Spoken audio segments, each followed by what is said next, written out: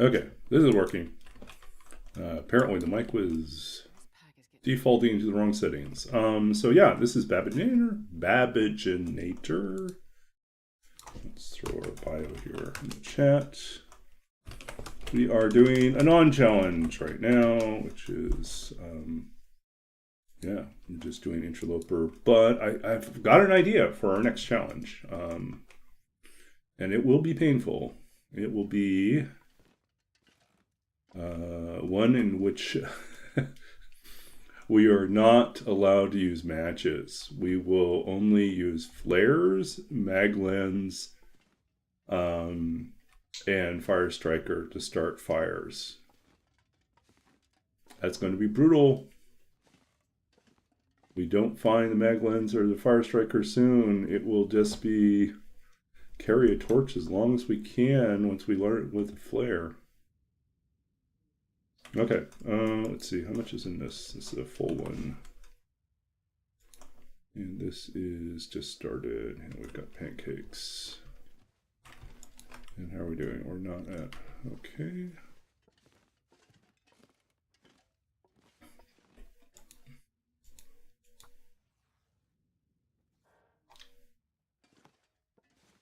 Let's go make our remaining arrows and then go outside and do some work.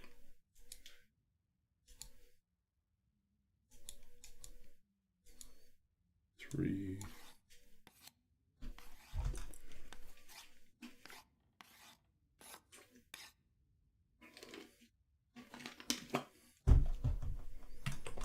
Okay, so how are we doing for arrows in? We are now sitting at 9, 10 arrows.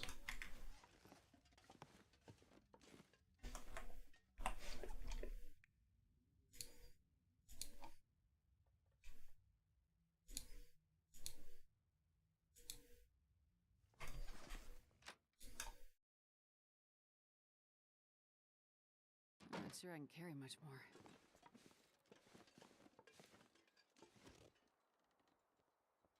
Do you have enough firewood? Yeah, we got some firewood here. Could use some more though.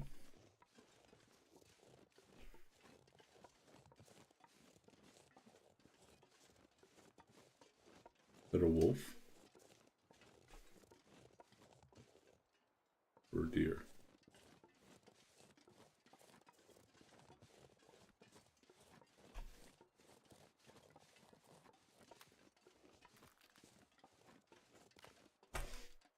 We do the lake cabins already.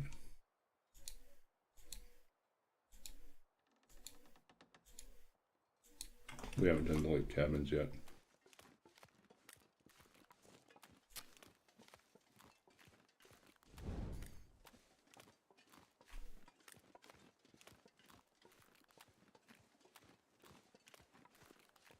I think this is a deer. No, maybe a wolf.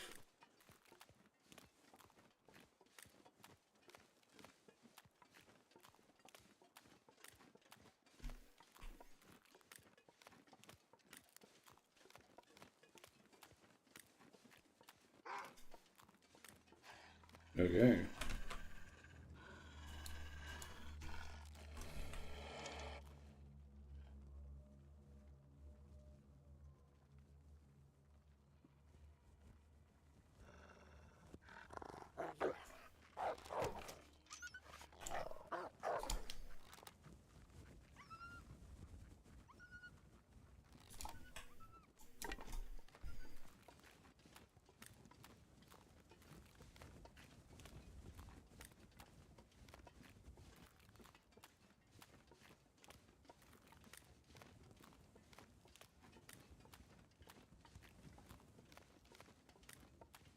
It's going to run away with my arrow.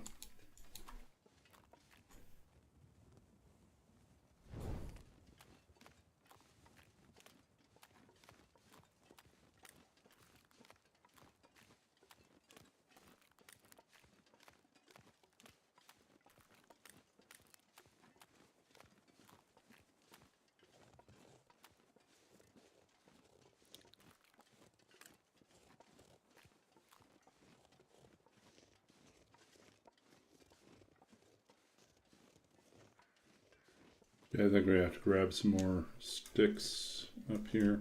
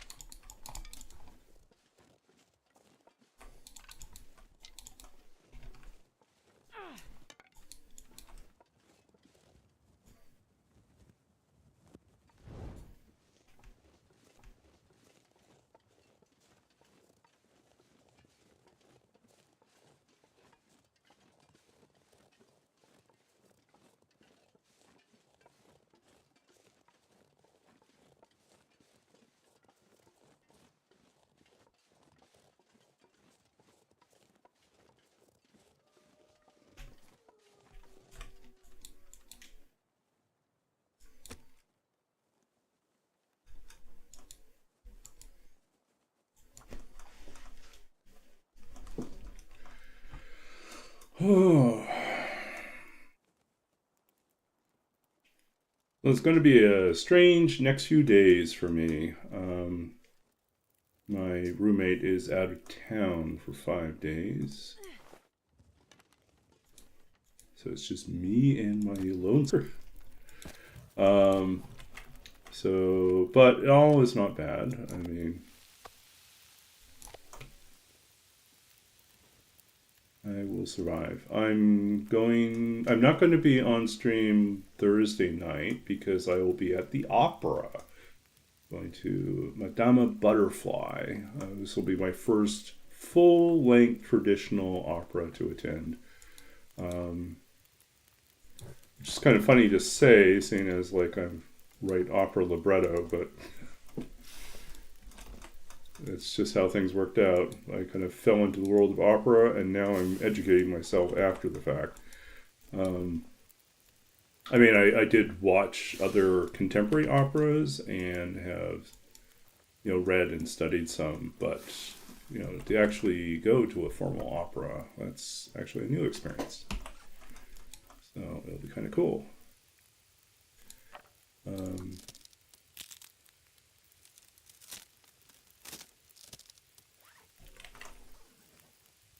So Thursday, at least, I have something to do.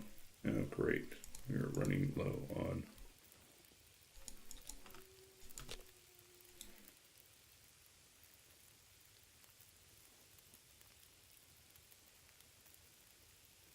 Come on, little fire. Come on. So Thursday I have something to do, and Wednesday afternoon I have some friends coming to visit. I had some friends visiting over this past weekend, so I had kind of nice. Let's see here.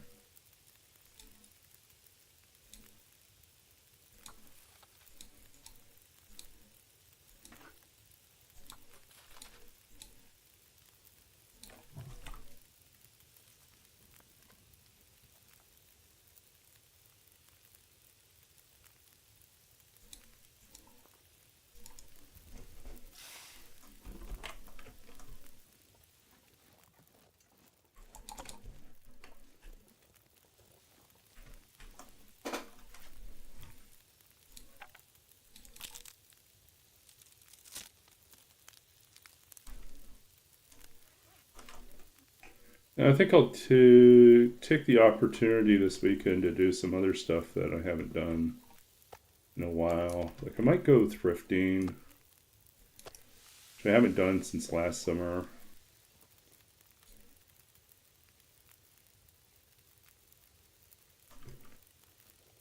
Not that I expect to find much, but you never know.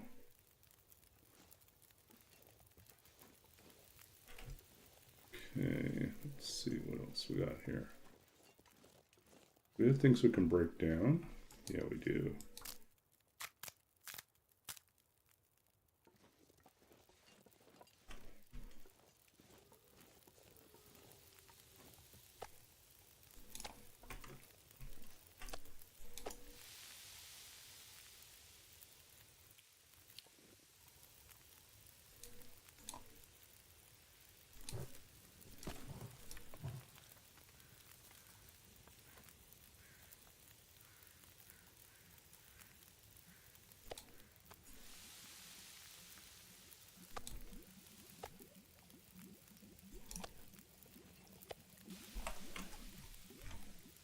Okay, we are currently at 6. We could do 7.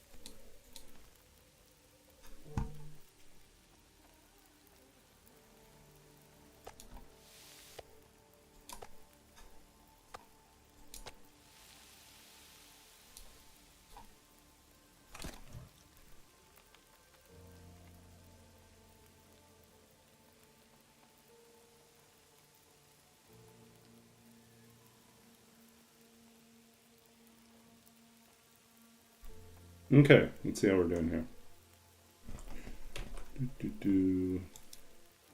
30 days. Cooking, we've got a long ways to go to get to cooking 5.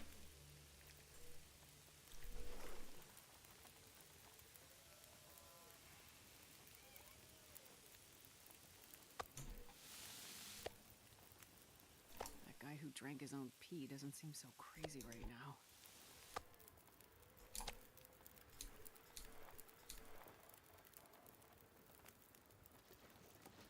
Okay. I wonder if I can drop any of this gear.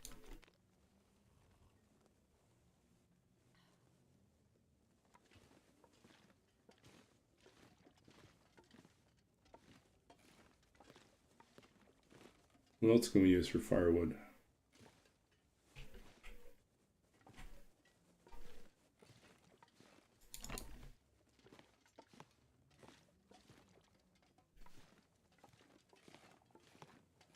I think there's there's a chair.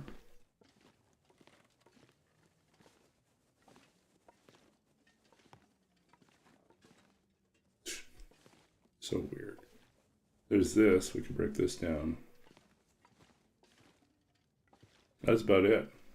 This is our last thing we can break down. But we'll do it.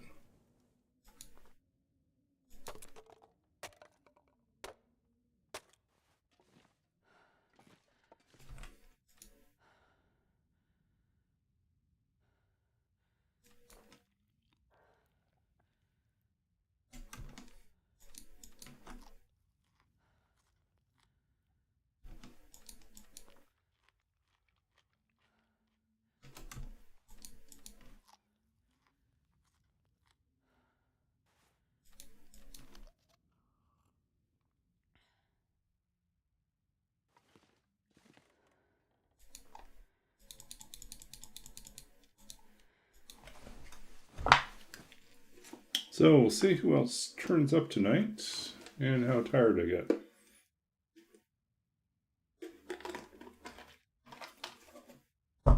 Let's see, we've been going for about 20 minutes. We'll probably go for at least another hour.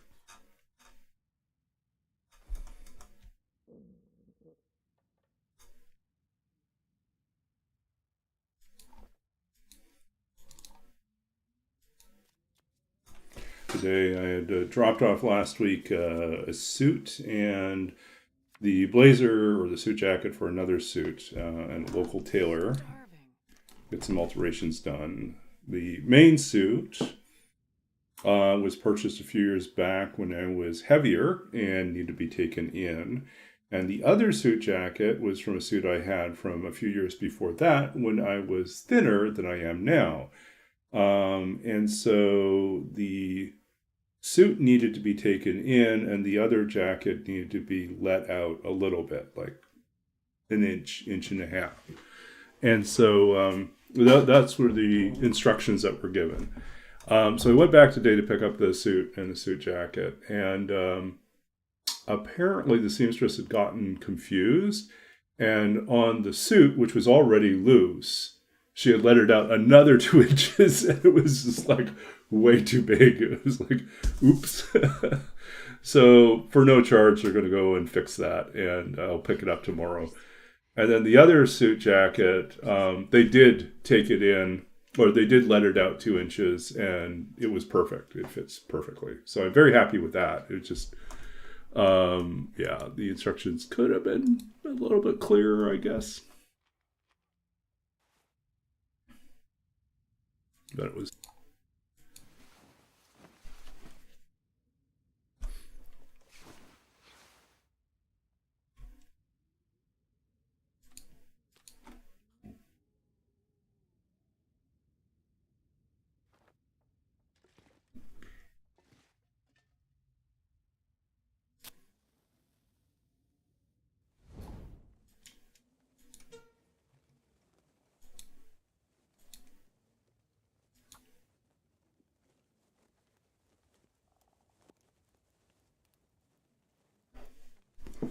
Let's make some pancakes so we have a little food supply going.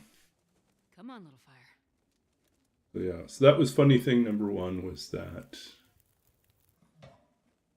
Funny thing number two was this morning's news, or I guess it was probably true last night, that Pierre Poilievre, the Conservative Canada, lost his own riding, which means he did not win his own seat in the election,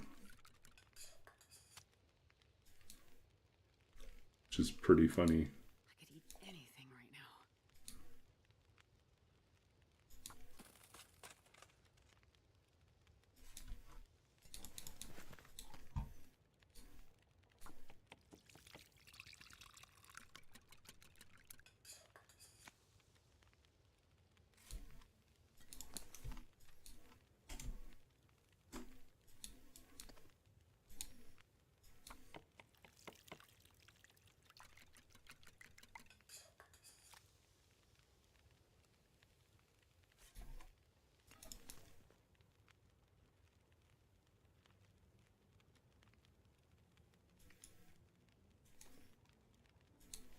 Okay, we'll do another set of pancakes here. Sounds so gusty.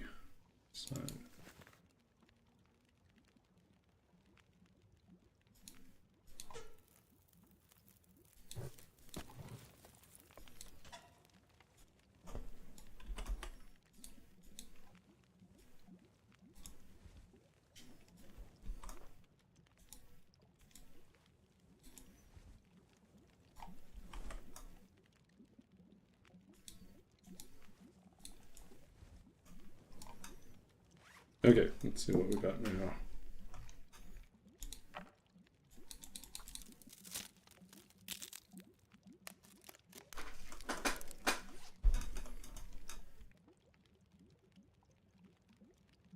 No, we got plenty. Now we have 15.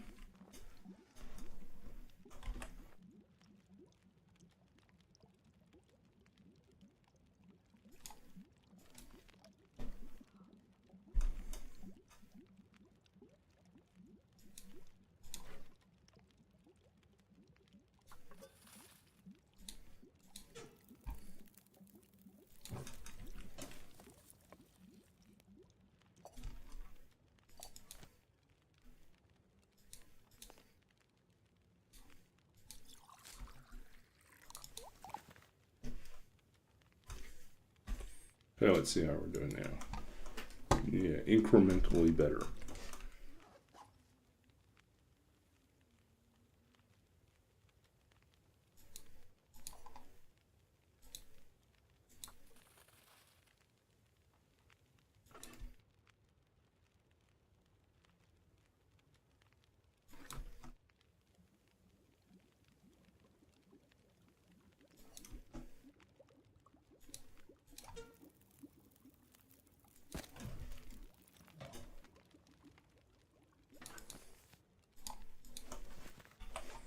Okay, now we have lots of extra. No, we don't have lots of extra water. We have some extra water.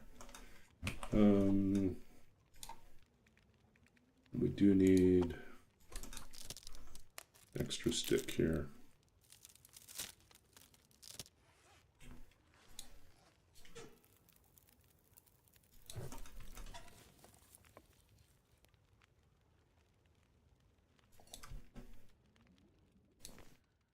This pack is getting too heavy to carry. Okay, the wind has died down.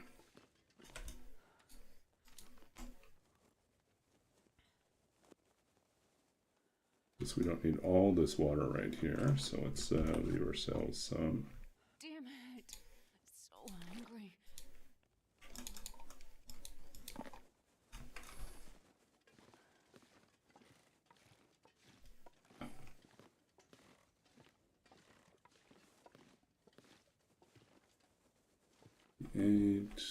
All this stuff to cure. 8.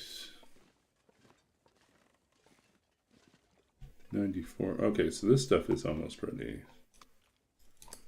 This would give us what?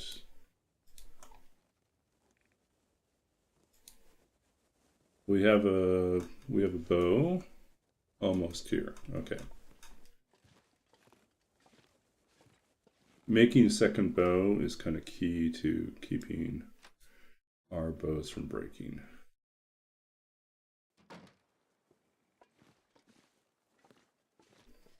Okay. We should go looking for that wolf and see if we can recover our arrow. And gather some more sticks. And maybe go visit the lookout tower. Okay, so we'll go up here, look at the lookout tower.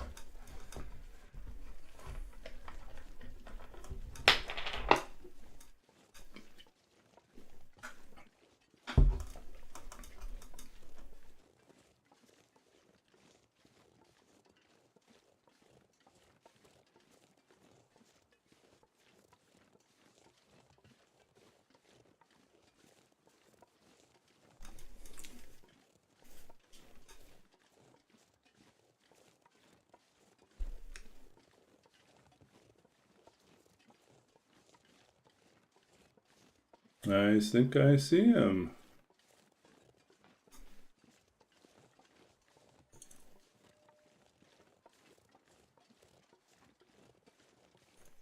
There's something dead up here.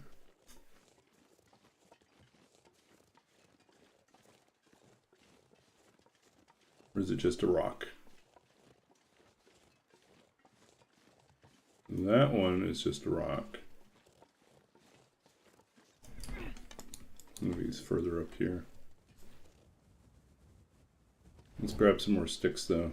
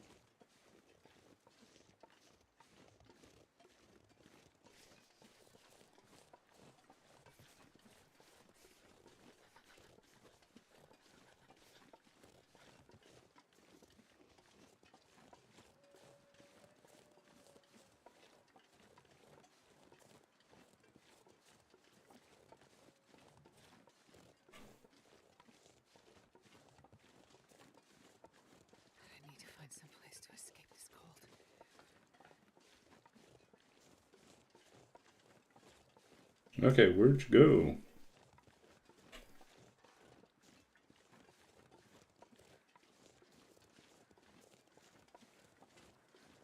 Mm-hmm.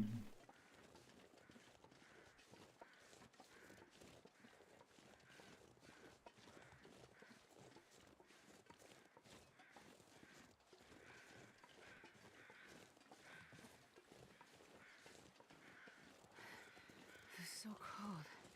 I just want to lay down for a bit.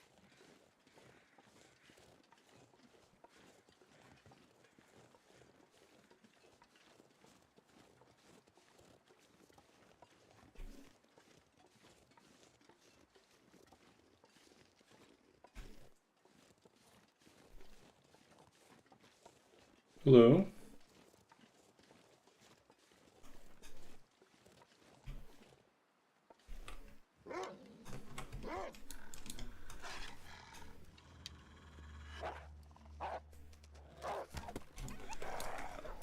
Oh, that was a waste. Oh, that was another waste.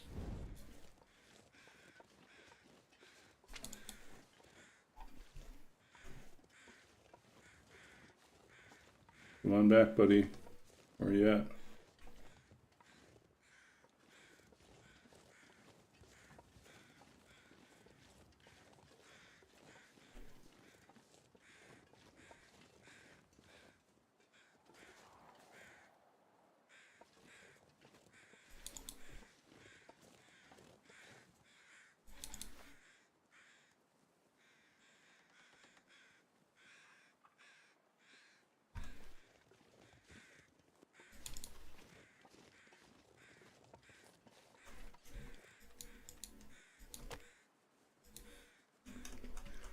No, we don't have enough firewood for this.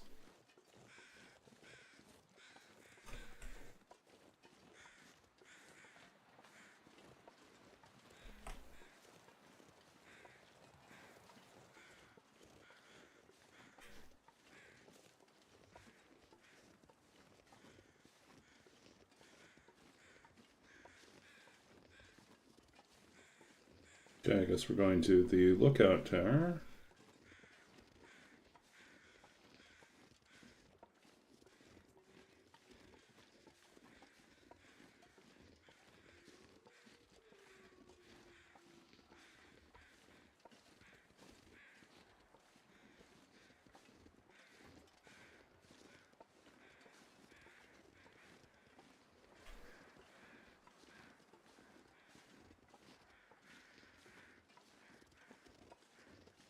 See if we can spot our dead wolf somewhere.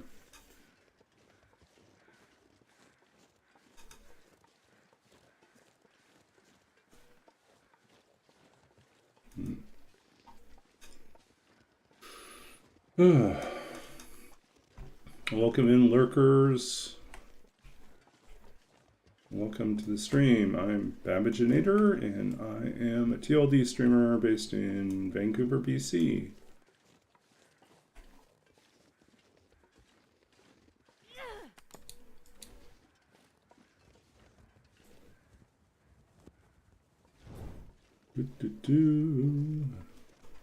We're doing Interloper.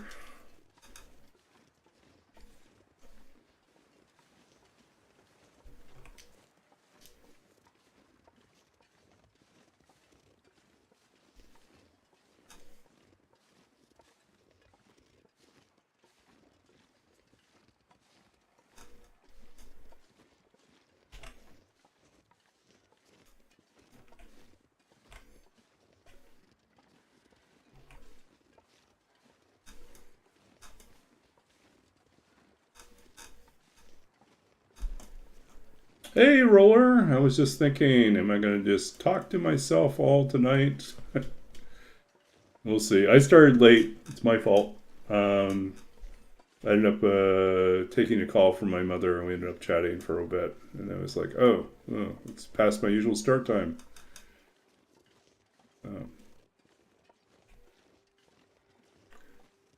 But yeah, I was saying earlier in the emptiness of the stream.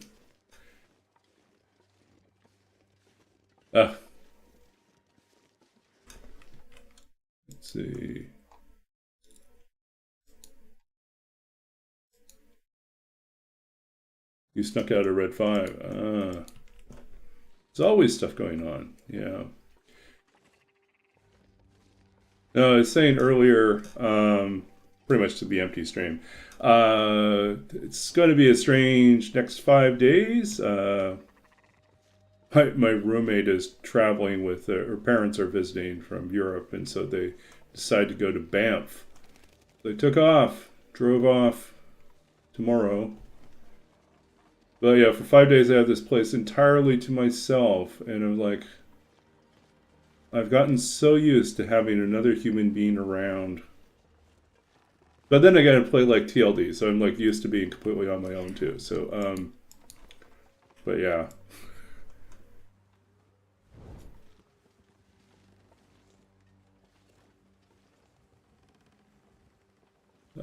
Red 5's Marble Knight. Oh, those are always entertaining.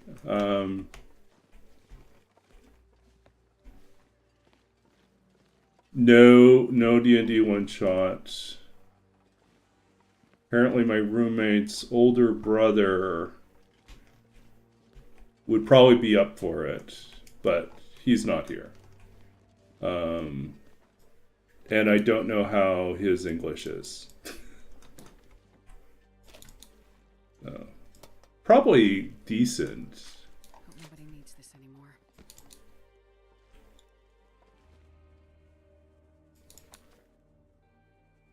What else we have here? I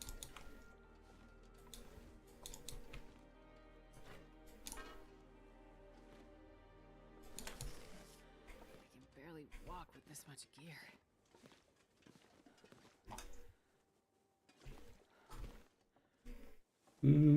Spend a little time here to warm up.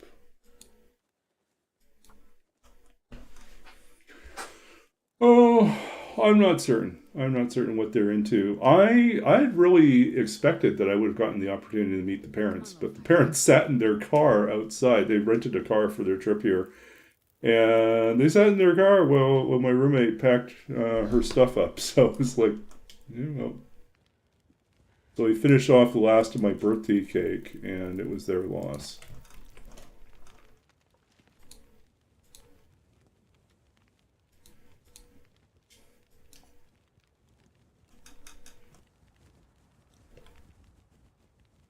I think we're going to just do a little bit of water here, just a little tiny bit.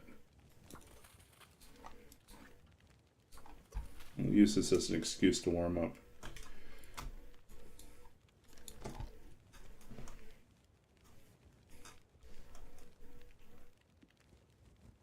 I'm going to warm up some teas while we're at it here.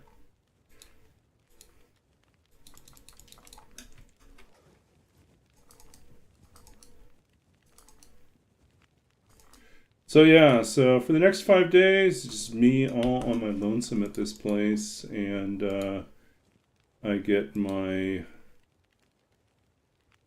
Well, I get to go tomorrow. Not tomorrow, Thursday. I'm going to the opera, which will be my first experience attending a full-length traditional opera, like 3 hours long, as opposed to like contemporary opera or experimental opera tends to run about around 70 minutes to 90 minutes long, usually not like full 2 or 3 hours. So this will be like an interesting experience. Okay.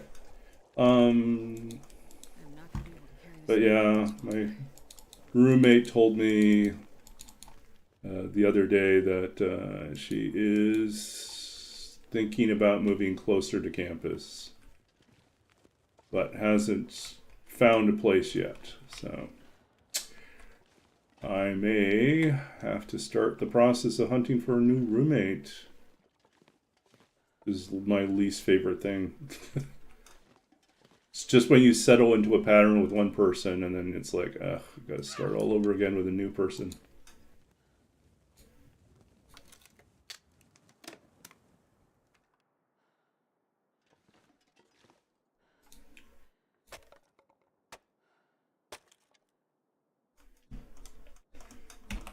Okay, what do we got here? Six.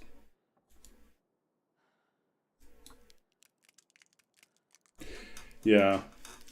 But I think, like, we were talking about it, and I think, like, one of the challenges that she's going to face is that the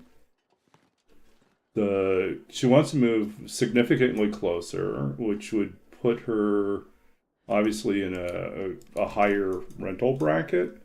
Um, she is willing to move into a studio, but she doesn't want to move into a room in a place shared with other people. And I kind of get where she's coming from. My second year of my PhD, I did the same thing. I had a good roommate situation, a good apartment.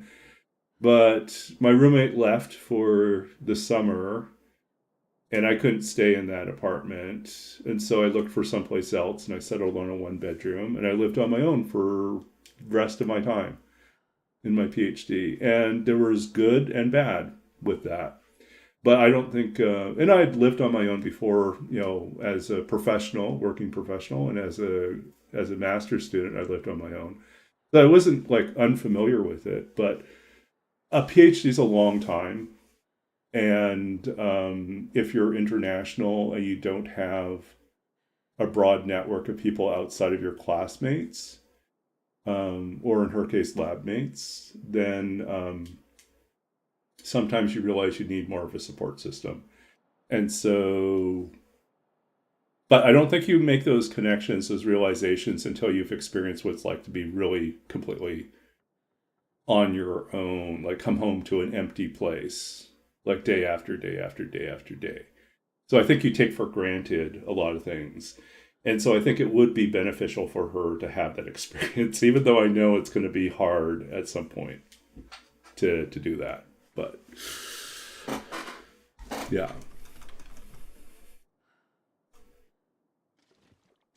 And selfishly, I just like having her around. So I'm going to miss that. But then again, if the market is too expensive, then maybe she won't move out, and she'll have to put up with a terrible commute because she gets back too late at night to catch the fast buses, and it's all slow buses. This is really too gusty. I really don't want to be out here in this.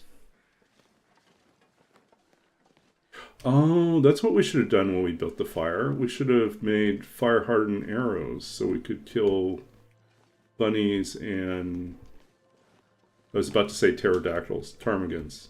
Easier. Okay, we'll go back upstairs. We will build a new fire and make some arrows just for that. Oh, do we have enough feathers to do that? 3. Okay, we're not going to get a whole lot out of it, but...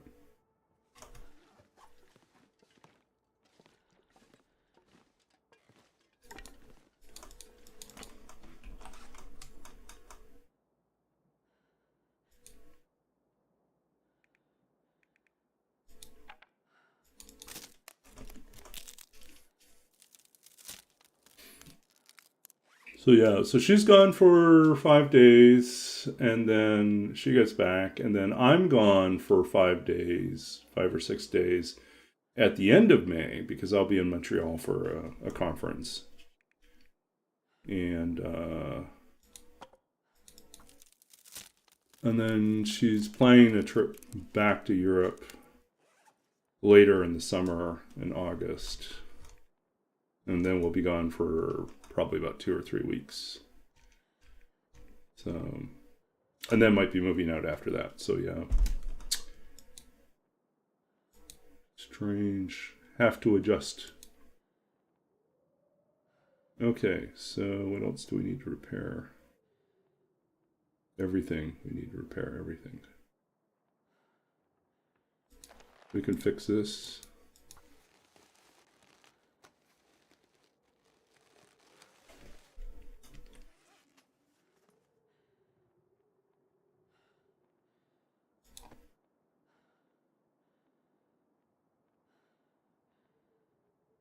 Those are fine. These don't make any difference. We should fix this one first.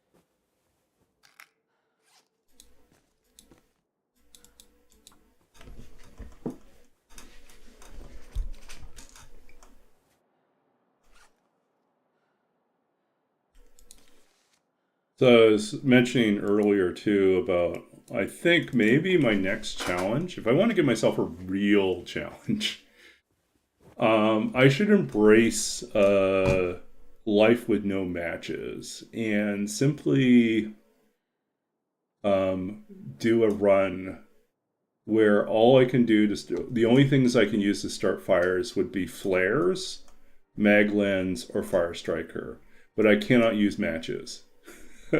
And I wonder how long I could go.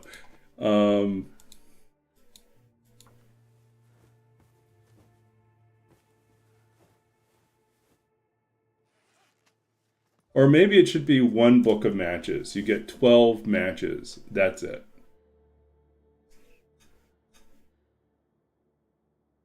I think keg stand starts with one match. I think that's how Acidic Virus had described it. So that's another way of doing it. Okay, let's dump our stuff.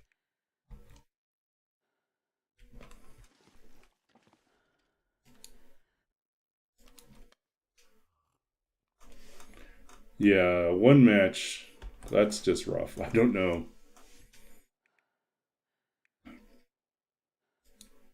I don't think I could do it. But then again, maybe if it's... We'll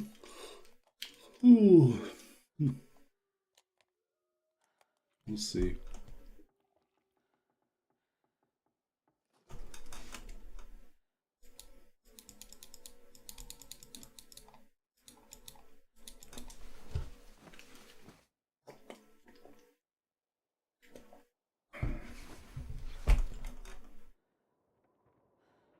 Look at that. It's miserable out there.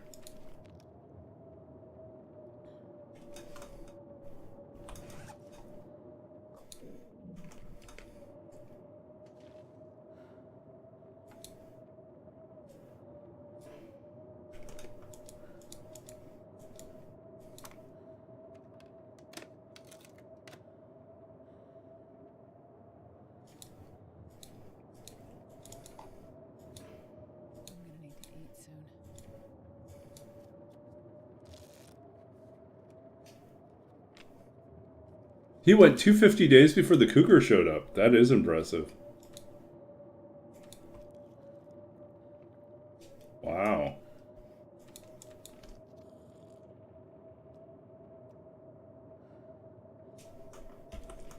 I think we need to get out of here soon. Let's see. 9 days. We're starting to get into cougar will come looking for us territory.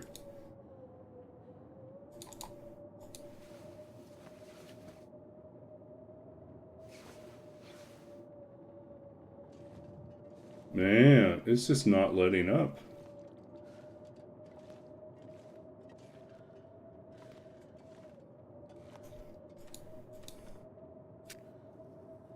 Okay, we talked about making some fire-hardened arrows. Let's do that.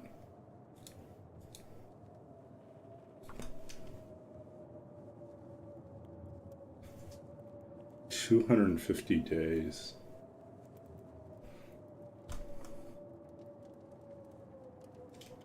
My only really long runs are the roll with it challenge runs because I always get bored by day 100. I can't imagine doing 250 days in the same location.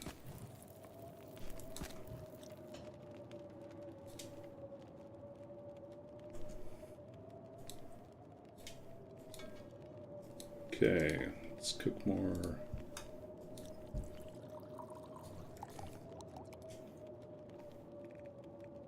Ooh, we can make these. But they decay so quickly, right?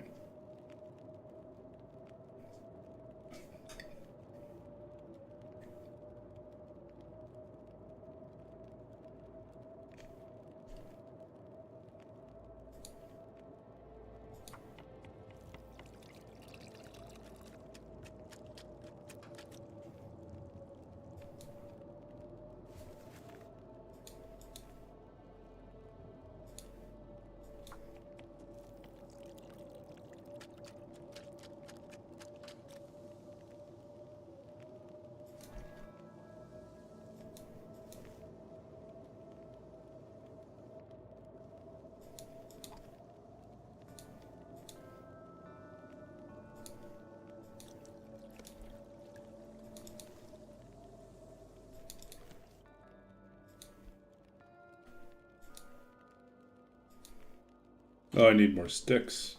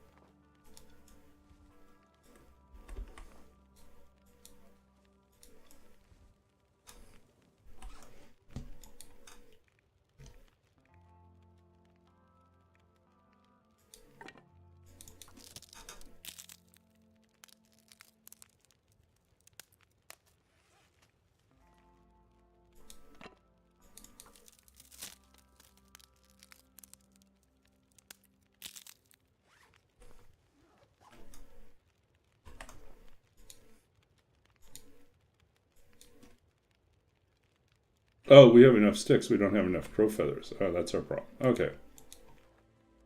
Oh, well. Didn't realize they take up so many.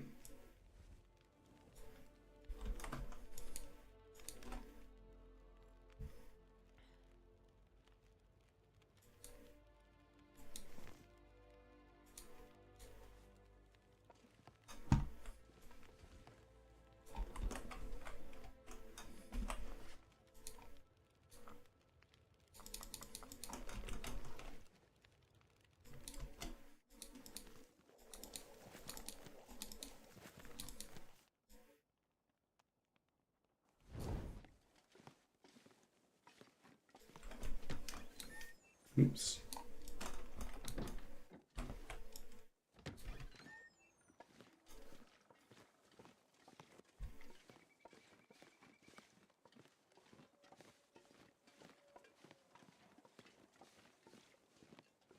"24 matches." Wow.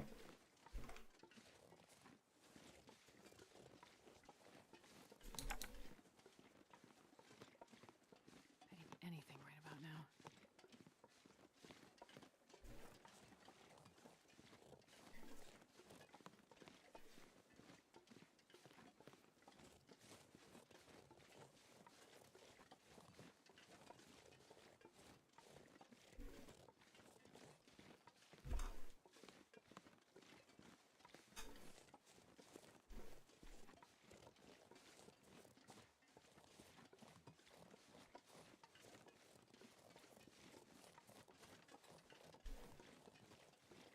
Oh, really?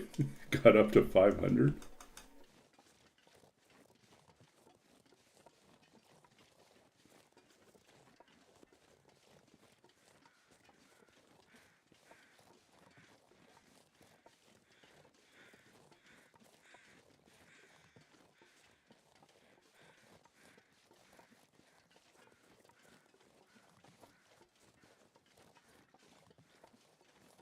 Yeah, I would say Roll With It was partly inspired by Keg Stand in the sense that trapped in a location for a period of time idea was important. Although I wanted there to be more variation, so.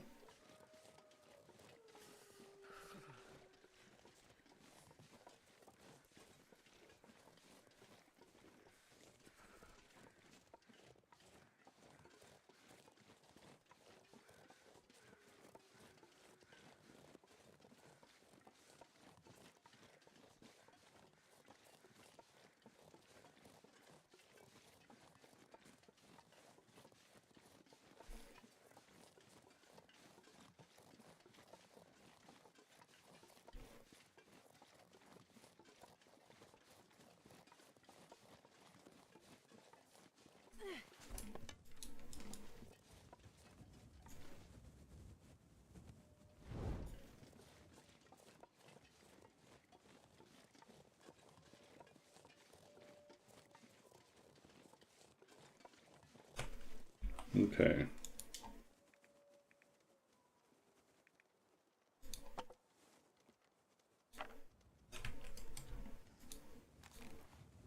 That didn't work. They now are spooked. Okay.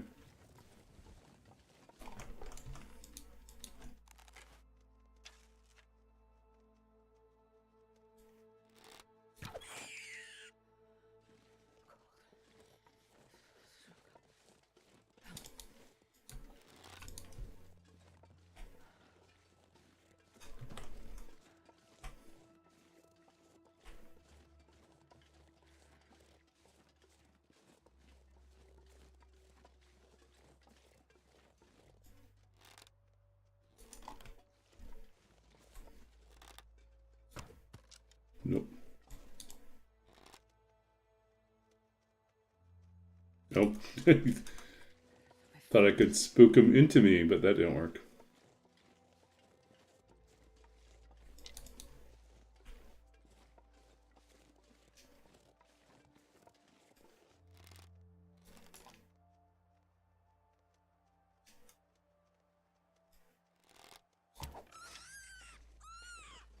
There's another one down.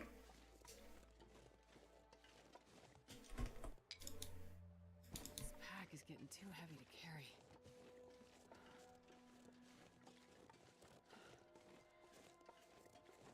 Let's move our rabbits closer together.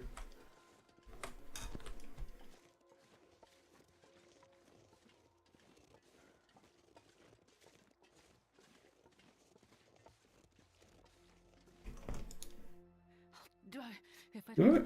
Already went cold?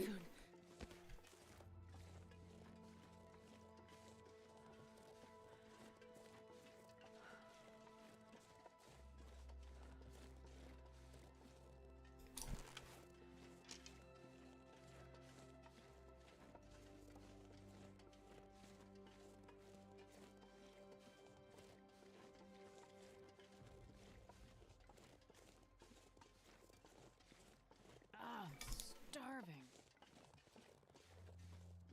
Is that our wolf over there? I think that might be our wolf. Ran all the way out here.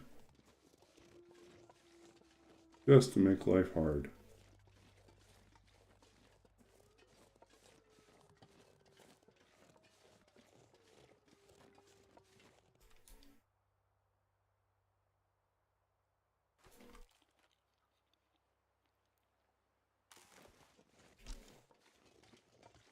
Maybe it's not. No, it doesn't look like our wolf. Where is our wolf?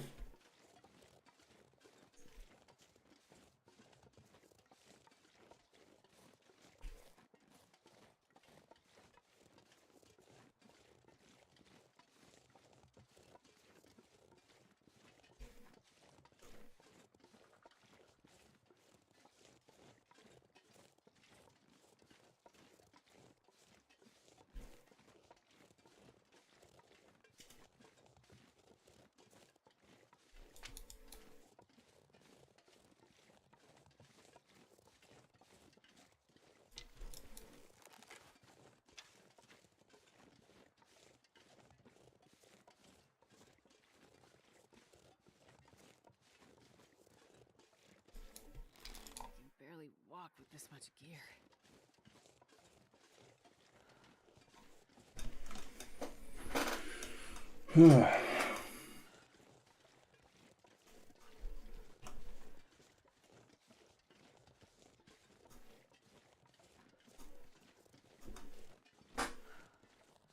There's a deer over there.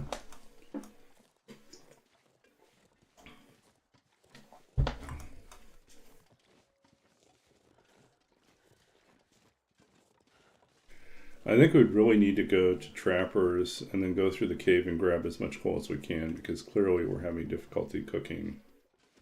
So we just don't have enough fuel.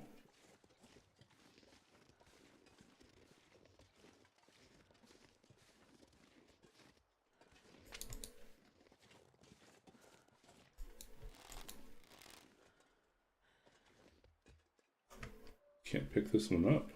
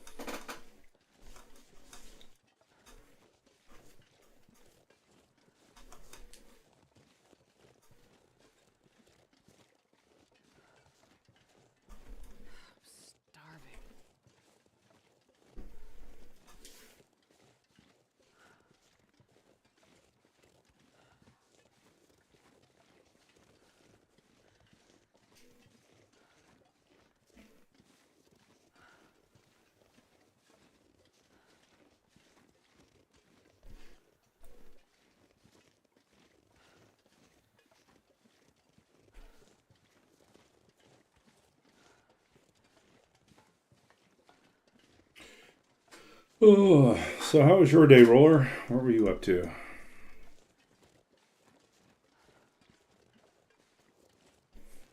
I spent most of my day working on some code projects for work. Mostly data mining stuff this time, Ryan. Reasonably smooth? Yeah.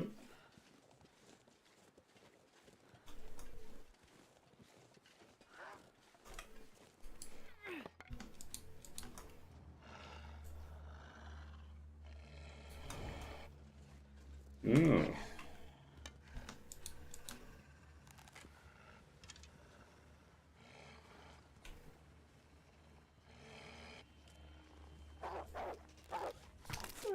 There we go. That's how it's done. Too gusty to really do anything about him.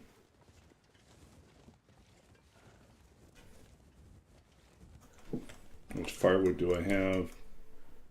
Well, we could actually, if it wasn't so windy, we could do something, but it's too windy. You dodged the storm. Oh, that's good.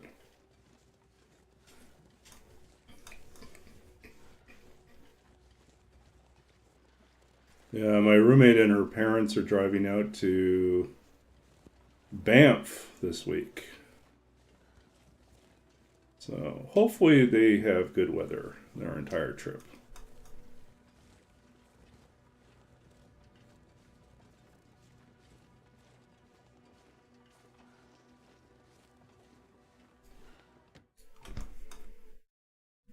I'm not going to be able to carry this load for much longer. They couldn't, yeah, Banff. Teleport. That's how it should work, right? Okay, so let's see what we got here. We've got some rabbits we should take care of. But we got some hours on us right now. We can go ahead and make ourselves a survival bow.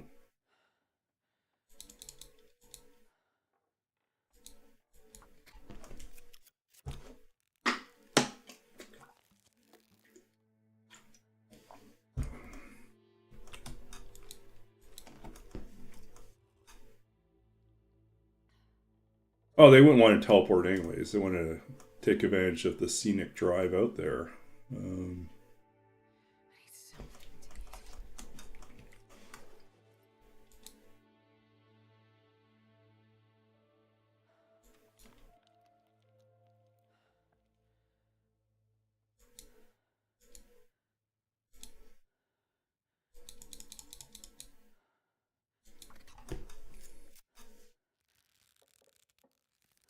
I gotta eat soon.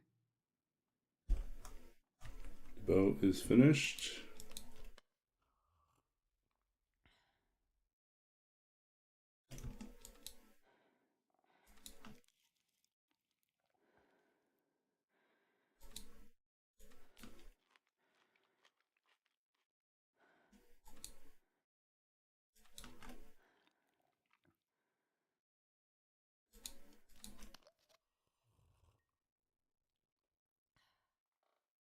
Yeah, I mean it is very much just tourist stuff. So,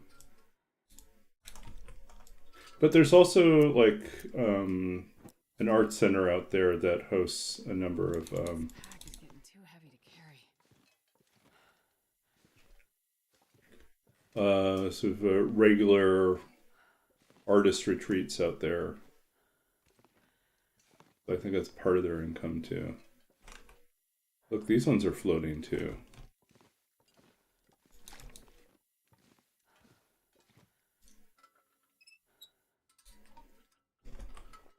Okay, let's see here.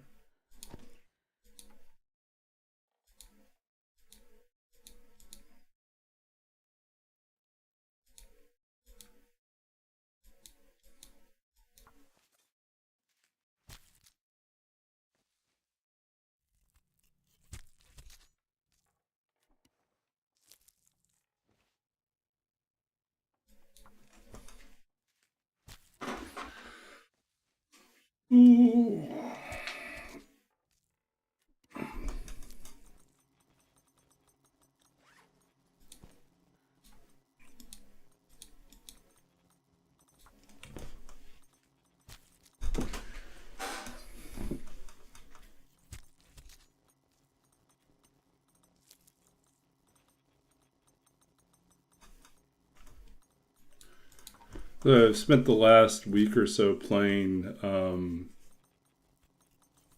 Oblivion, and I may be almost at the point where I need a break from Oblivion. It's not that it's a bad game, it's just that I think novelty is starting to wear off, and then it becomes like, oh, there's all these quests I have to do. It's work. I don't want to do all this work. And there is a lot of exploration and other things you could do. It's fine. It's totally fine, but it's just part of me that's starting to like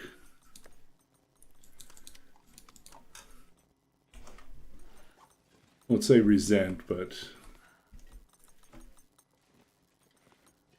I mean, should we just cook? We should cook.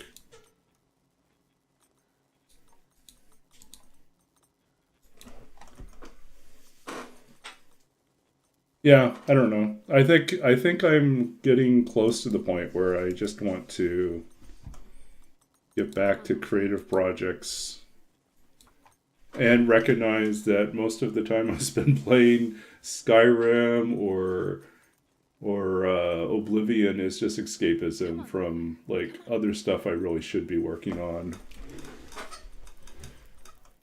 But Long Dark is different, right? Long Dark is this I can argue is part of my engagement with the larger world, right? So I have opportunities to interact socially with people.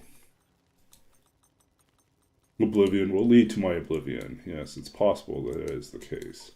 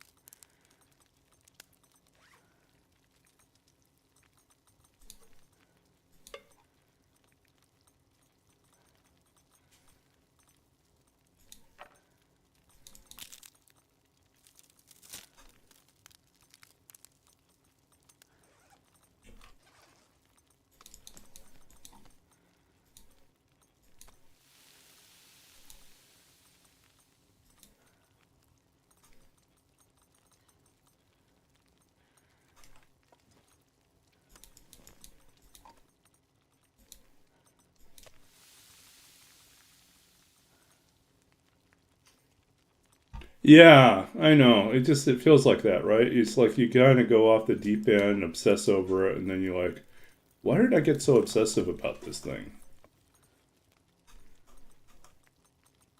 Like I actually find that restricting my streaming to just like 2 or 3 days a week is actually healthier for me in terms of my relationship with the long dark. I think playing it every single day, which I've done in the past, just gets overwhelming. Like it just becomes the one thing that I do. I do think I can experiment with when I stream, and I can experiment with what I stream. But you start to dream it, yeah.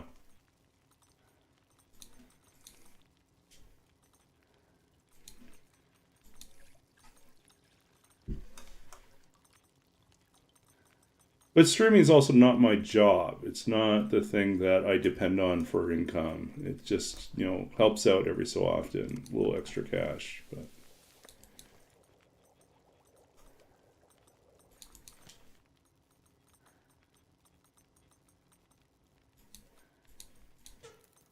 oops.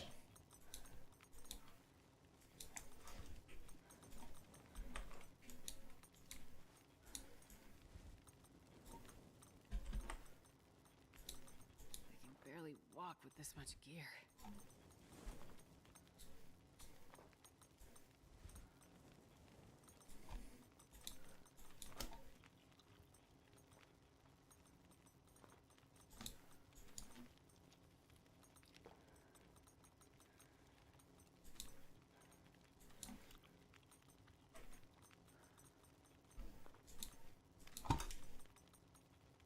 I've yet to buy myself Baldur's Gate 3 because I'm afraid of the same thing, which is that I'll just become obsessive for a short period of time and then,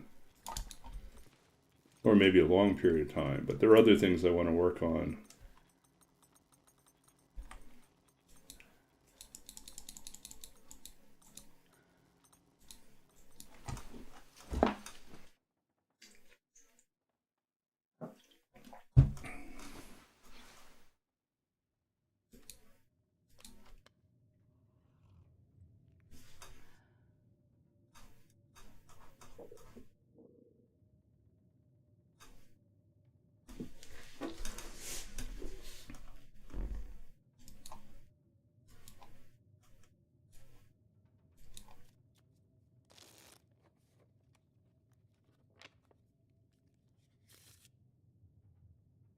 I need to find food.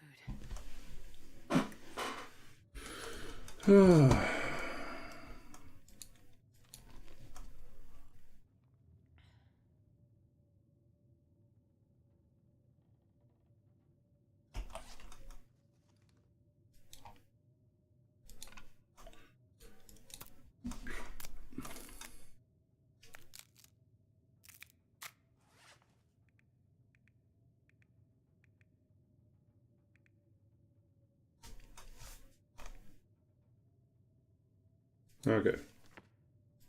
Do we do this? It's too stormy outside to do anything else.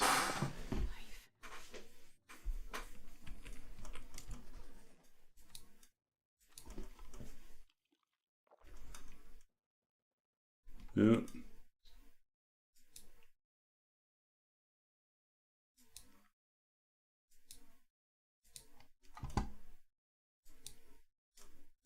Delete the spammer.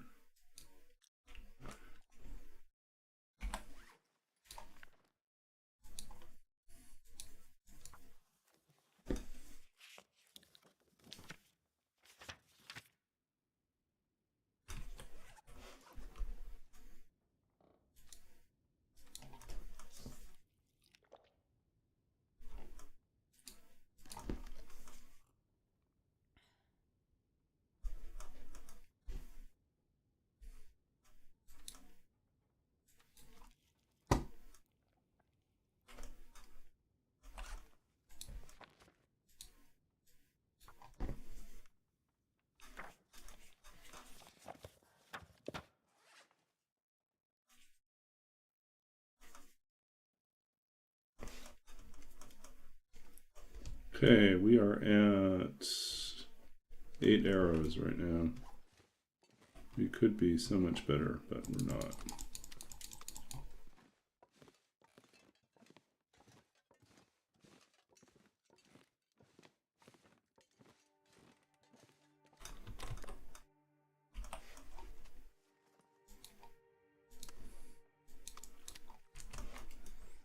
Okay, what else we got? 99,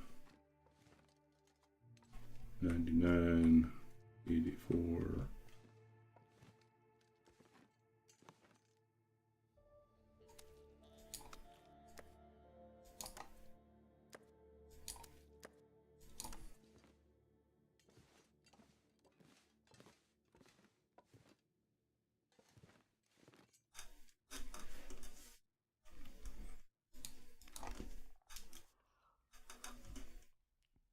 I'm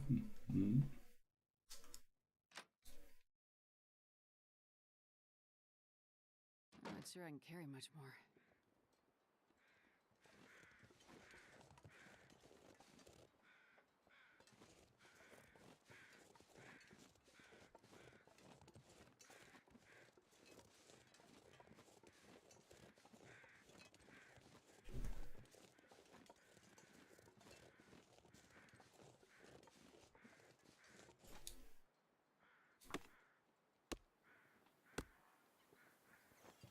Cold. Of course the wind changes as soon as we go out and do that.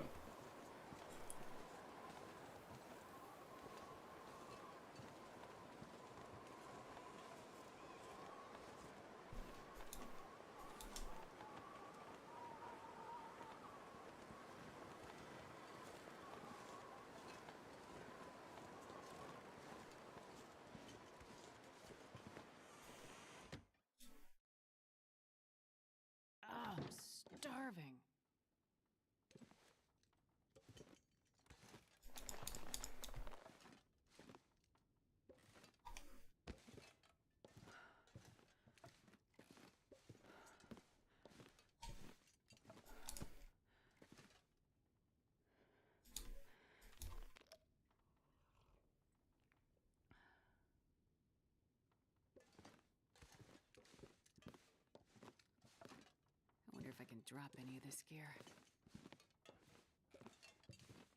And the last thing I can chop up is this thing. That's a lot of work.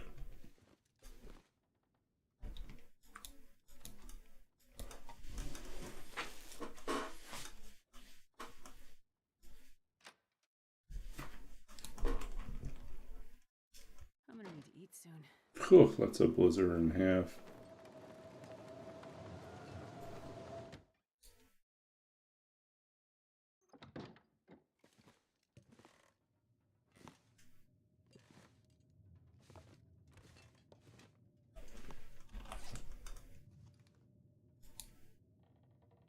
We still have flour, we still have oil.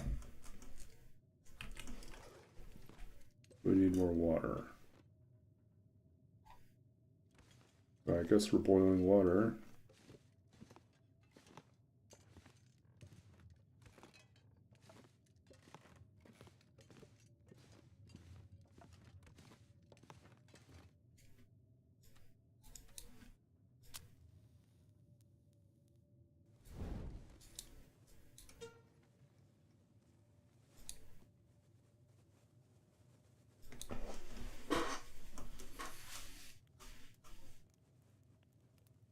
Okay, so we'll probably wrap up here in a couple Come on, little minutes. fire.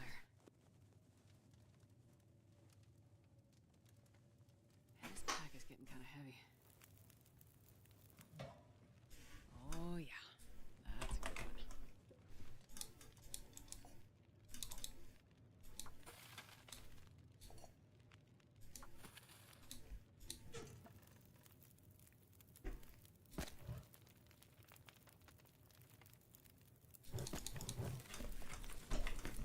Okay, thanks. Yeah, we'll do that.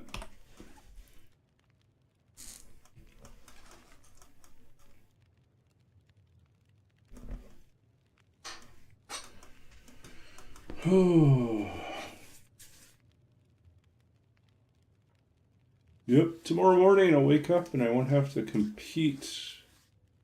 There's always, in the morning, my roommate and I are always trying to schedule ourselves so that we're not overlapping in terms of needing to use the shower, because usually she has to head out early and I also like waking up early. Yeah, so tomorrow I don't have to compete. I just get to shower when I need to shower.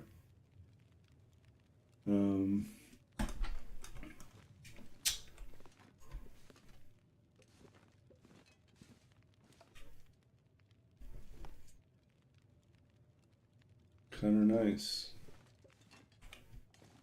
Do.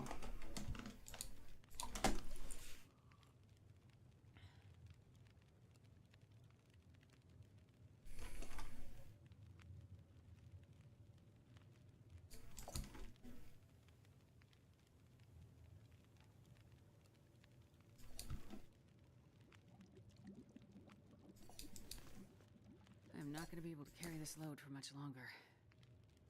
Okay. Storm keeps going.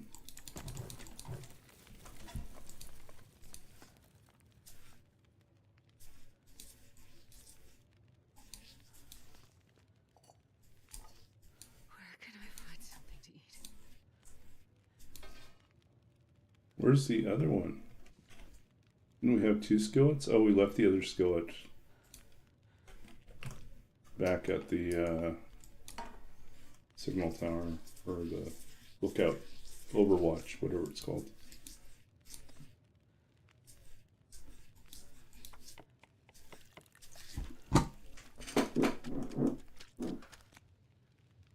Okay.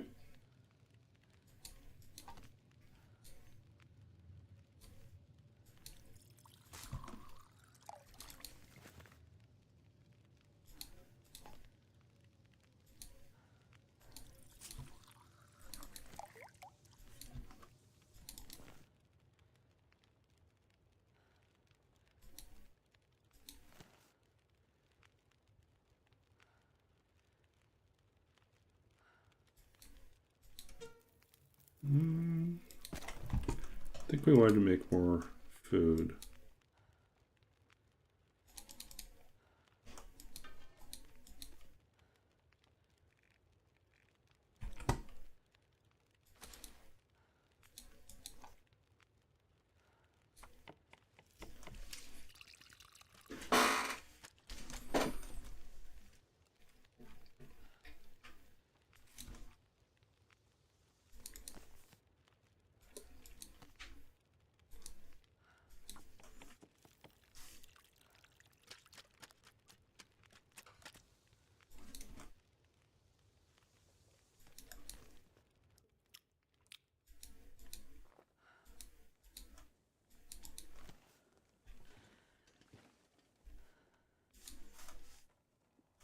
'84, '83, '85. Okay, we'll eat the last of those.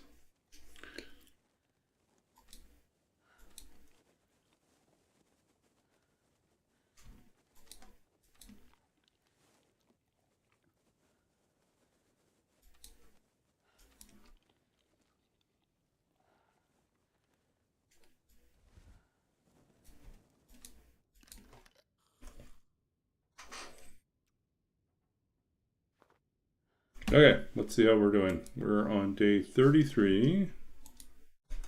Let's update our counter here. So we went 33. We killed 2 rabbits and another 2 wolves, I think.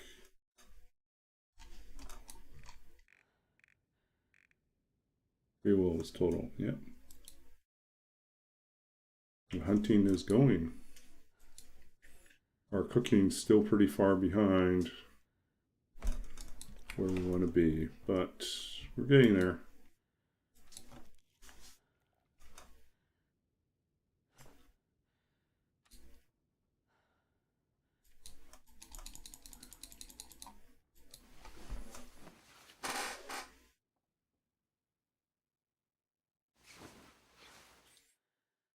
Anyways, I've put in a fair bit of hours the first half of the week, yesterday and today, so I might have some time, maybe Friday, to do a daytime stream of some sort.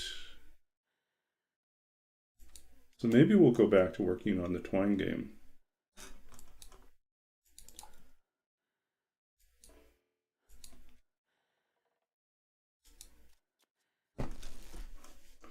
Or we might go back to the solo RPG thing. Although Friday's also D&D night for me, so I might just do some prep work instead. We'll see.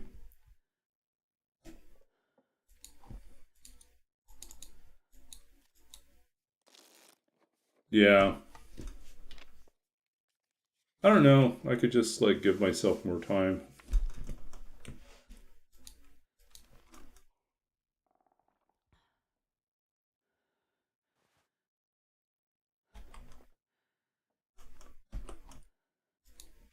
$33. This is almost out. Let's take the new one.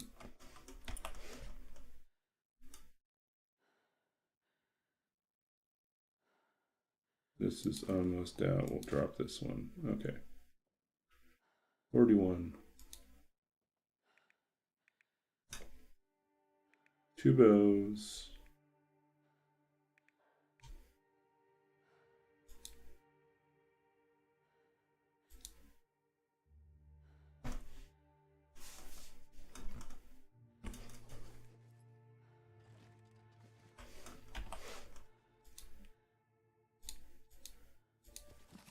Drop this too. And we can drop this.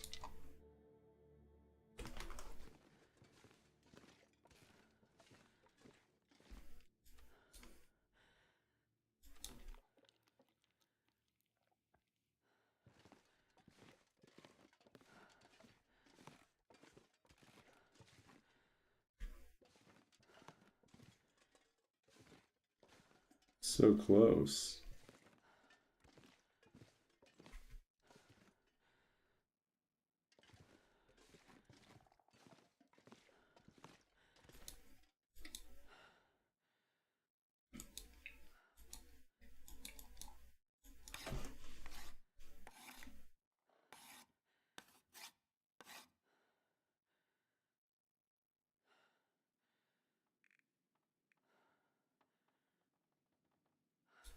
So we can make the pants if we have 3 hides and 4 guts. We have 2 guts, 2 hides. We don't have 3 hides yet. And yeah, so we're not going to be able to do it yet.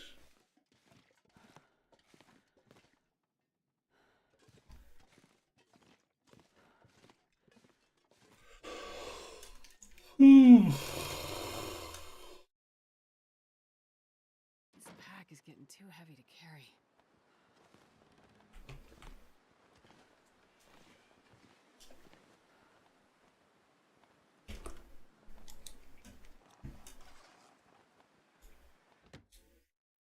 All right, 33.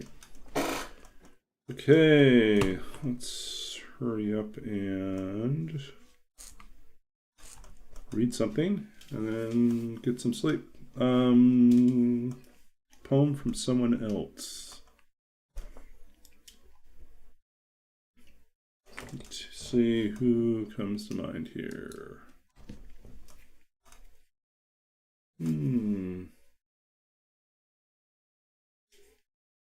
Oh. Oh boy.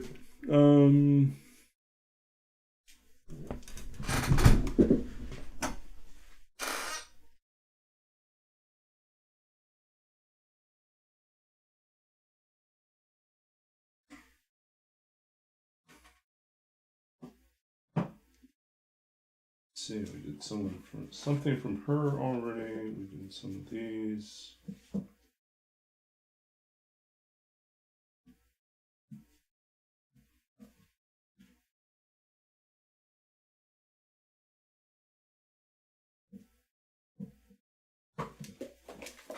I think it's been a while since I've did one of these.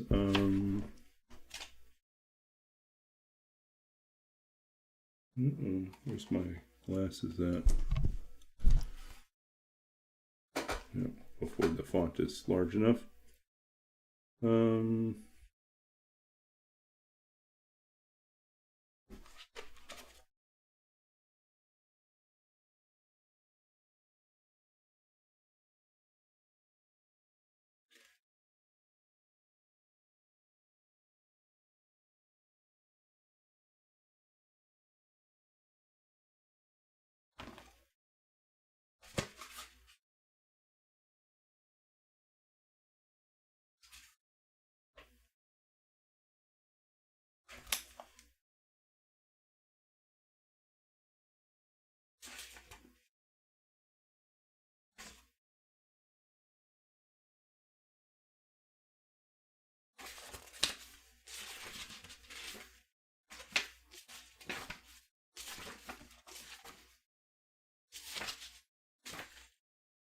Okay, so one of my friends, Todd Kaneko, wrote a collection of poems called The Dead Wrestler Elegies.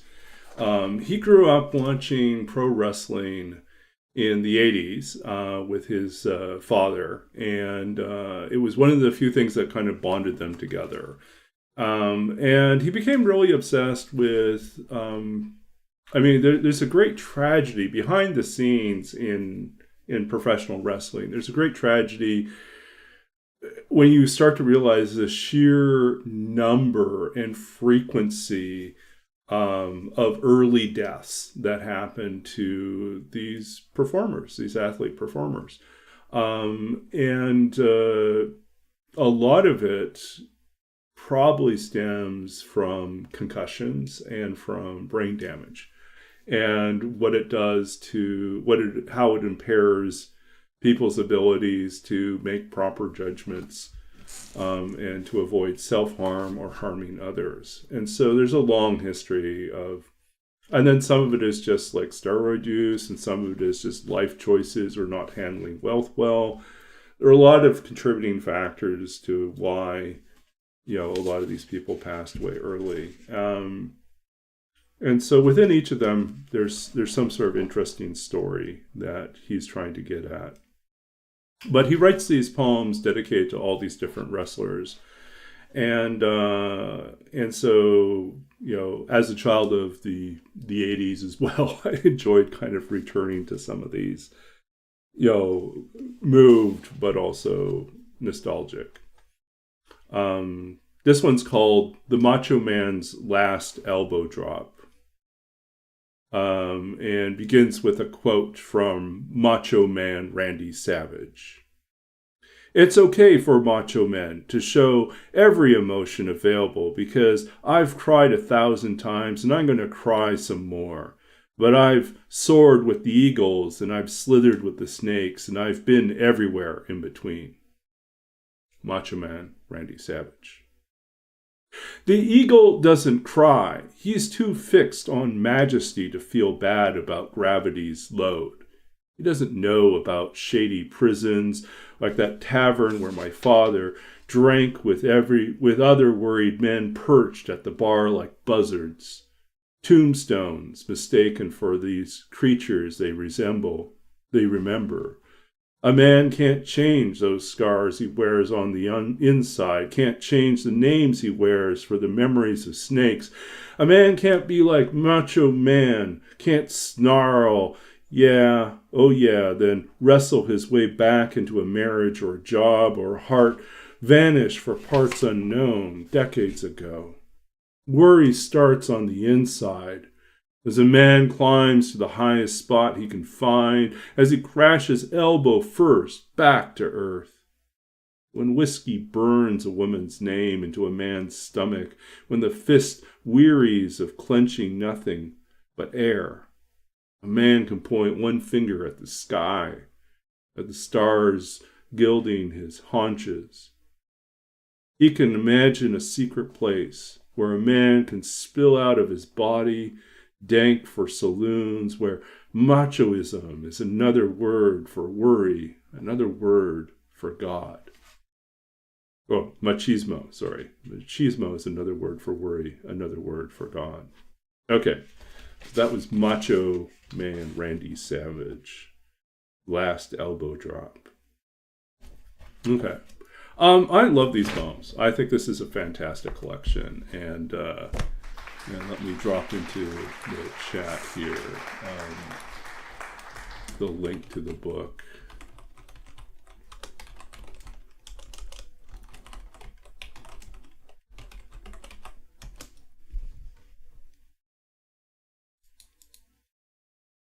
There is apparently a new edition out that features additional poems and new illustrations. That's the other cool thing, is that most of them, I think all of them come with, comes with illustration. So you have over here, you have the drawing of Macho Man Randy Savage and also Miss Elizabeth, both of whom died earlier than you would expect. Let's see here. But anyways, yeah, you can learn more about it there. What do we feel like doing tonight as our final poem?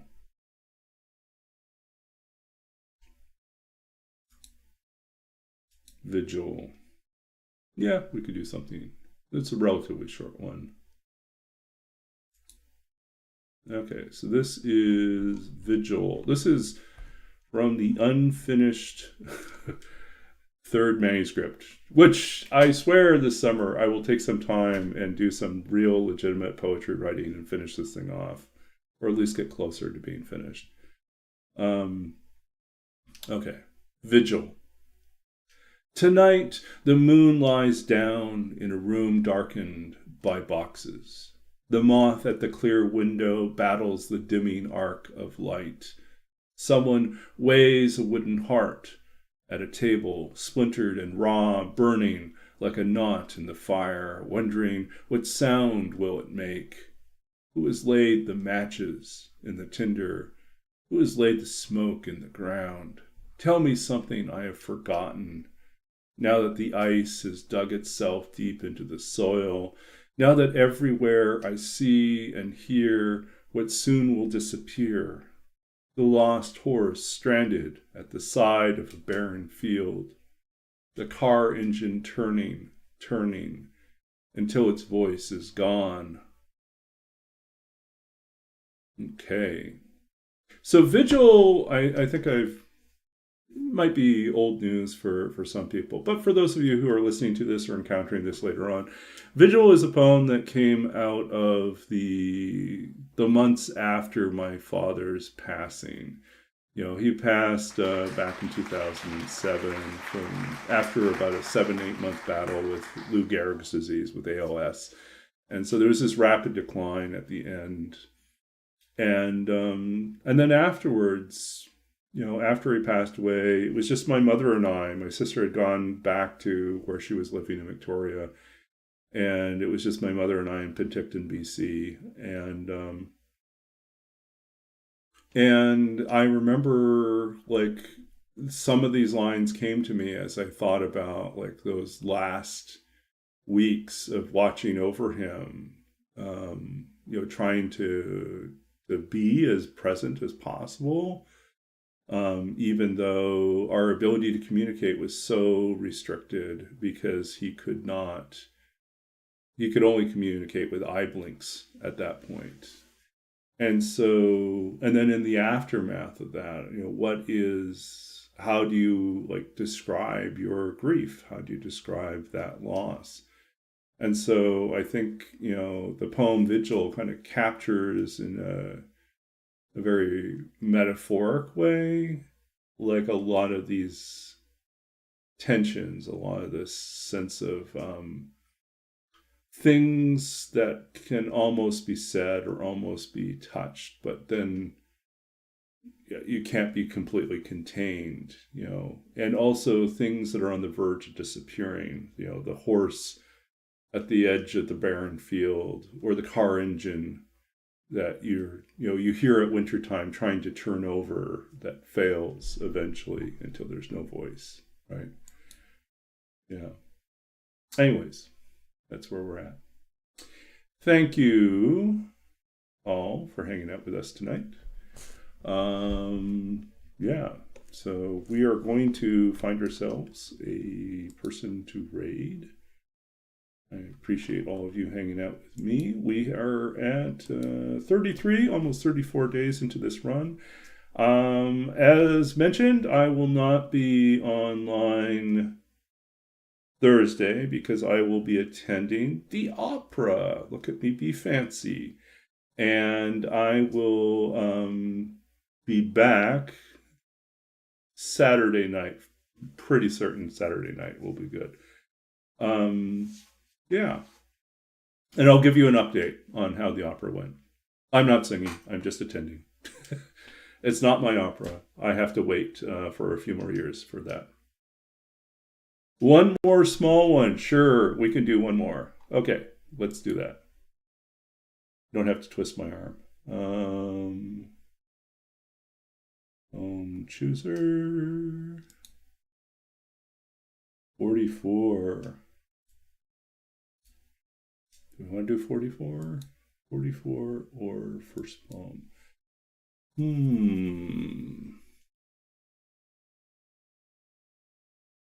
I don't think we've read first poem recently, so maybe we'll read that.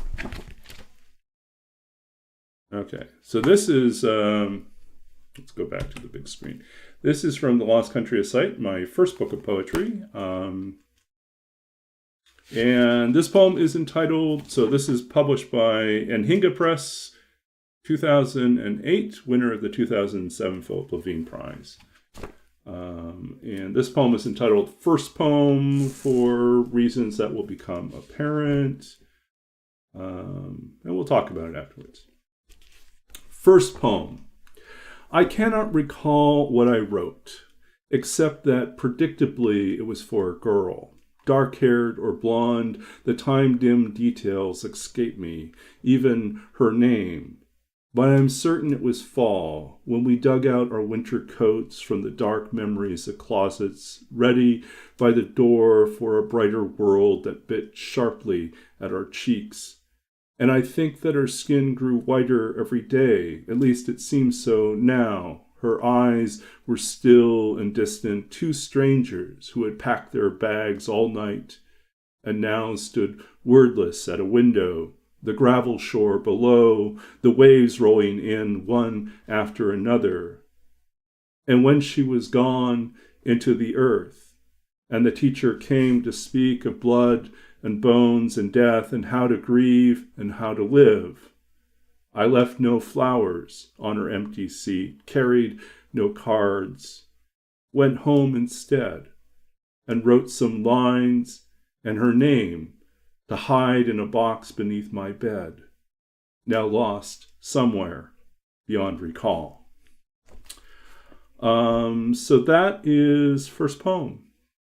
So I think, when I wrote this poem, I was thinking back to where did I even get started writing poetry? And I thought back to this particular year when I was in, I think it was 5th grade. And I had a crush on a girl in the class, which didn't happen very often. I just don't get crushes on people. But I did. I liked this particular girl, but I was extremely shy and introverted. So I didn't do anything. I just kind of, liked her from a distance. And I remember that over the course of the year, she attended less and less often. And there was never really a mention about what was going on. And then one day, the teacher came in and just told us that she had passed away, that she had succumbed to leukemia. And so there was this sudden absence, a void in our classroom, an empty spot, just 2 seats down from me, of someone that I had these fond feelings for that now had no place to go. And I didn't know how to navigate that grief or what that emotion was entirely, is making sense of it. And so I found myself returning to language. I'd been writing, little stories, little things, for many years. I'd found that I liked writing, but I didn't really think of it as poetry until that particular day when I was wrestling with my emotions and I wrote something down to remember her. And that poem, that bit of writing, I have no idea where it is. I can't remember any of the details about it. I know it exists, I wrote it, and it was the start of me thinking about the power of poetry to preserve memory, to navigate through loss, and to, offer us some sort of consolation. And so I think for me, the process of writing poetry, the act of writing poetry is always a mixture of, it's always a type of elegy. It's always a work against forgetting things that are on the verge of disappearing or being lost, or things that are already gone.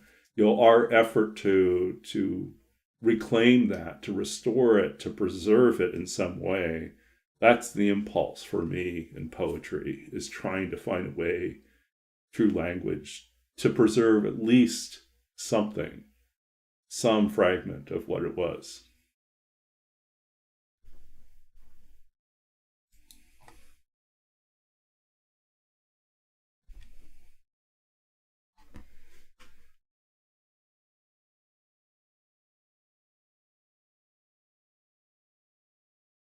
Yeah, I think they're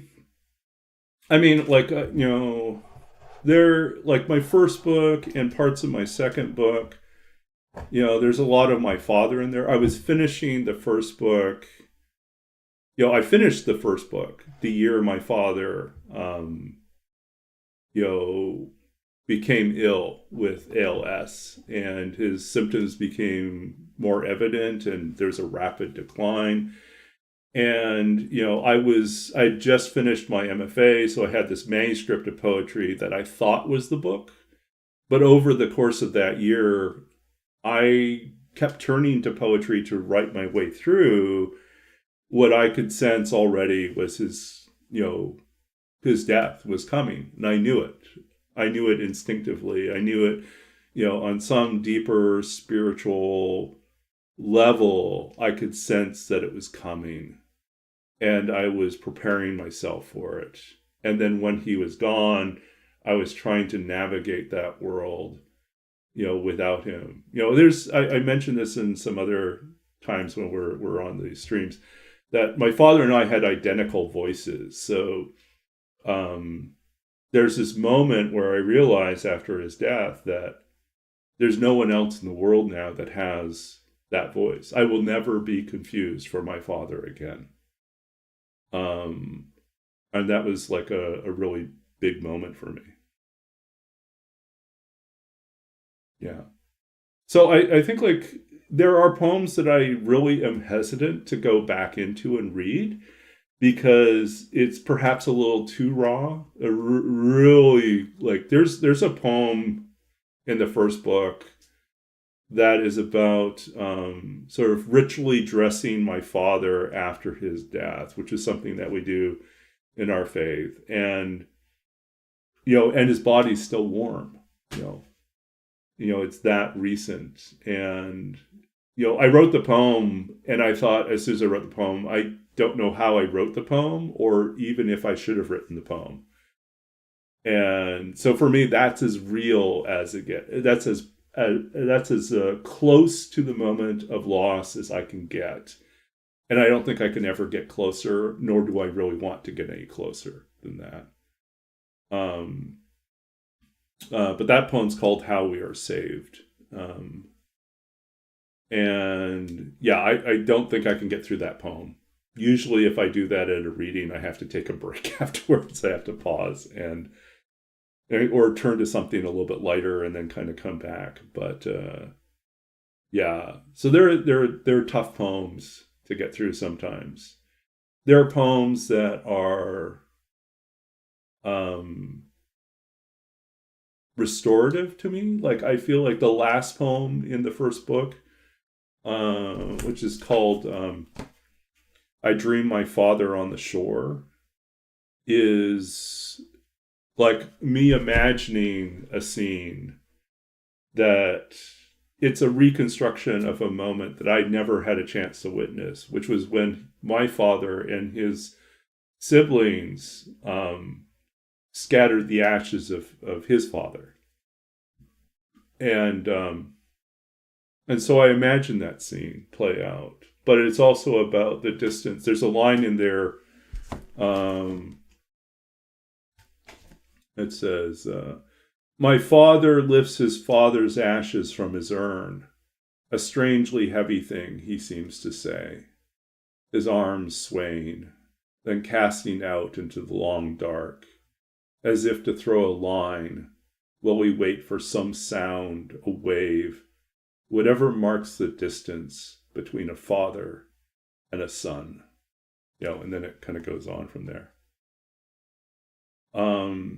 And so it's thanks for asking, Nuka. I do appreciate, like, part of what I enjoy about these streams is like when people do ask me about the poetry and about what's going on behind the scenes and why we write and why people turn to poetry as readers as well. Because I think so often,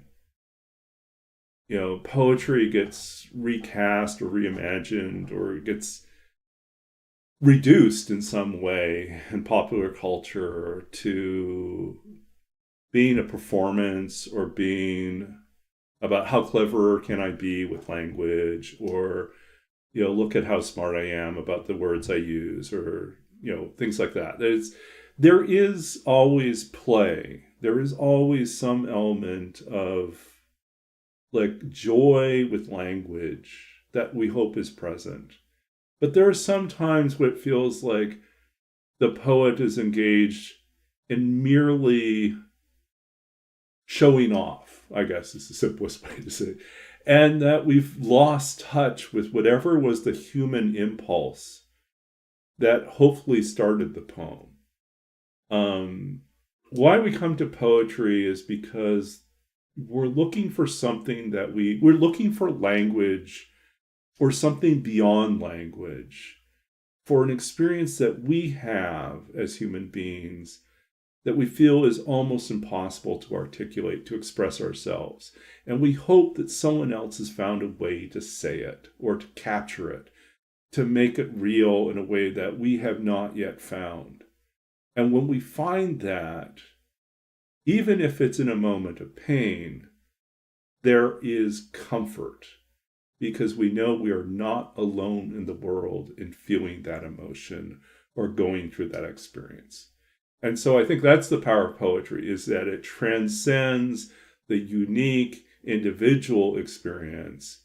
It's not just personal, but somehow done right, it transcends our individual moment and becomes a connection to the broader humanity, to the larger world, that we feel ourselves connecting to others and others feel themselves connecting to us through that. So I think that's when it's most successful, is when poetry somehow goes beyond the language itself, goes beyond simply telling us a set of facts or telling us a narrative, and instead like wakes something up in us. There's an interesting critical scholar by the name of Daniel Tiffany, who has a book called Toy Medium, but there's a chapter in there called Lyric Automaton. And he basically talks about the idea that that there's a commonality between poetry, spells, magic spells, and recipes, and code, because it is more than simply the language or a set of directions or instructions. Somehow in the execution of it, as we say it or as we read it, something larger than the instruction is born into our imagination or into the world. That the very act of reading it or encountering it creates something new. More than just a series of logical expressions in progression. When you run code, it turns into software. It turns into a game, or it turns into an application. It turns into something that's more than just sort of a system of logic or a series of expressions.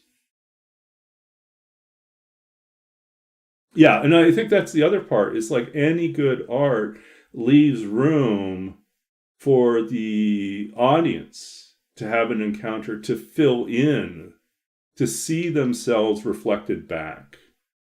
That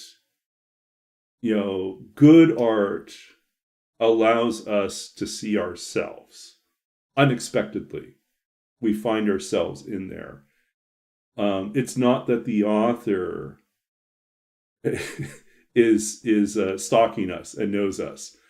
It's rather that the author has seen into the human condition somehow, consciously or unconsciously, and captured something that we then see ourselves in. So, yay, we had a great conversation. Okay, but it's late, so I have to find someone to raid. Thank you. I do appreciate that. And I think it's one of the reasons why I really love collaborating with musicians and composers, because whatever I feel like I'm trying to do in language, they take it another step and it becomes something that I don't even know. I can't even comprehend how it translates into this experience of pure emotion. Like just a few chords, a few notes, coupled with that language, and sometimes without even the language. And I am like even deeper in that emotion. So, okay, yay! We do have to find someone to rate because I'm getting tired, and I will need to get some rest. So.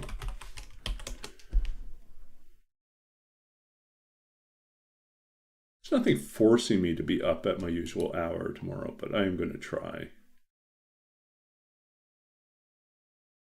Okay, Games and Cookies is looking for Hammer. I think that's probably Nemesis, darling. Wolf Wrangler. Maybe we'll do Nemesis. We've been to Games and Cookies a lot lately, so we'll mix it up a little bit.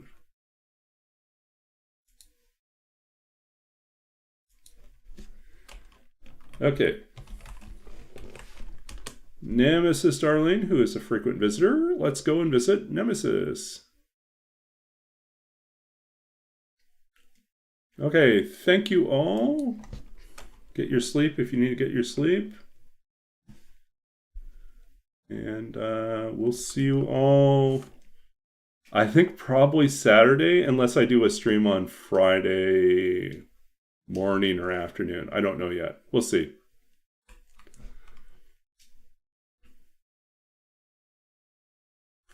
Okay, off we go. We'll see you soon.